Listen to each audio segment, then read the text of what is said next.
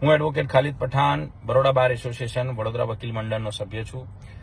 થોડા દિવસો અગાઉ વકીલ શ્રી ભાવિન વ્યાસે એક વિડીયો અપલોડ કરેલો હતો, જેમાં જે આપે જોયો જ હશે અથવા તો વોટ્સએપ ઉપર મેસેજ આપે વાંચેલો જ હશે, જેમાં તેમણે જણાવેલું હતું કે આ માનવ સર્જિત પૂરની ત્રાસદીના કારણે જેટલા પણ લોકોની માલ મિલકતોને નુકસાન થયેલ છે તે તમામ લોકોએ વડોદરા મ્યુનિસિપલ કોર્પોરેશન વિરુદ્ધ કોમ્પેન્સેશન વળતર મેળવવાના કેસો દાખલ કરવા જ જોઈએ અને તે તમામ કાર્યવાહી વડોદરાના વકીલો મફતમાં કરી આપશે. હું તેમની વાતને ટેકો જાહેર કરું છું, કારણ કે મારી વકીલાત મોટાભાગની સિવિલની છે, એટલે વિશેષમાં જણાવું છું કે કોઈ પણ કોર્પોરેશન ભારતીય બંધારણની આર્ટિકલ 12 મુજબ ધી સ્ટેટની વ્યાખ્યામાં આવે છે અને ગુજરાતના તમામ કોર્પોરેશન જીપીએમસી એક્ટ એટલે કે Gujarat provincial municipal corporation act અન્વયે ગવર્ન થતી સ્થાનિક સ્વરાજની સંસ્થા છે, જે લોકો માટે, લોકો વડે અને લોકો દ્વારા જ લોકોના હિતો માટે કાર્યરત બોડી છે.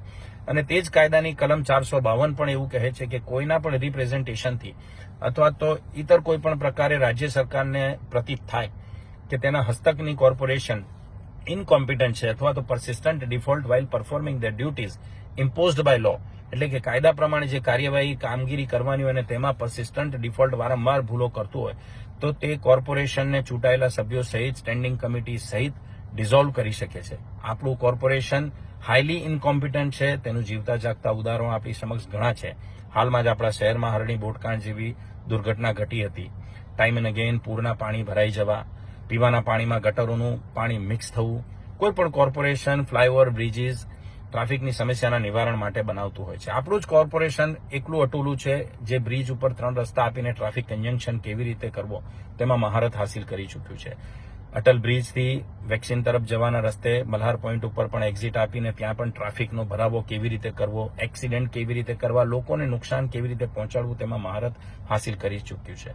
બિલ્ડરોને અનુરૂપ બિલ્ડરોને ફાયદો થાય તે રીતે ટીપીઓ જાહેર કરવી, એક પણ ટીપીમાં 4 રસ્તા કાટખૂણે નહીં મળવા, ઢંગઢાળા વિનાના, પ્લાનિંગ વિનાના રોડો બનાવવા, લેવલ કાઢવું નહીં, લેવલો વિનાના રોડ બનાવી નાખવા, ત્યાર પછી ભૂલો સમજાય કે ગેસ લાઈન નાખવાની રહી ગઈ એટલે રોડો ખોદી નાખવા, ફરીથી રોડ બનાવવા, પછી એમને યાદ આવે કે પાણીની લાઈન મોટી કરવાની છે અથવા નાખવાની રહી ગઈ એટલે ફરીથી રોડ ખોદવા, પછી એમને યાદ આવે ગટર લાઈનનું કાંઈ, એટલે રોડ બનાવવા, રોડ ખોદવા, રોડ બનાવવા, રોડ ખોદવા, તેના સિવાય ઇતર કોઈ કાર્યવાહી આ ભ્રષ્ટ, નિર્લજ્જ અને ડફોડ કોર્પોરેશને આજ દિન સુધી કોઈ કરી જ નથી.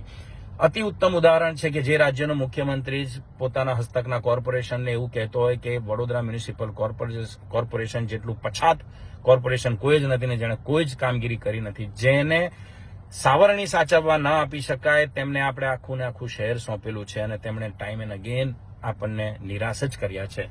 આ ભ્રષ્ટ અધિકારીઓએ માત્ર ને માત્ર આપણી ભલમણશાહીનો ફાયદો જ ઉઠાવેલો છે. આ દિન સુધી તેવી કોઈ કામગીરી કરી નથી કે જે આપણી આંખોમાં આવે.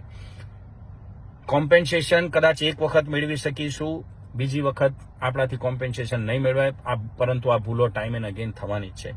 કેમ નહીં આપણે આ પૂરેપૂરી બોડીને ડિઝોલ્વ કરી નાખીએ. હું માનું છું કે રાજ્યમાં તેમની સરકાર, કેન્દ્રમાં તેમની સરકાર એટલે કદાચ આપણને ધાર્યું પરિણામ ન મળે, પરંતુ આપણી એક ઇનિશિયેટિવ બીજા બધા કોર્પોરેશનો માટે પણ એક દાખલો બેસશે. કારણ કે થોડાક સમય અગાઉ રાજકોટમાં પણ આવી જ એક દુર્ઘટના ઘટી હતી.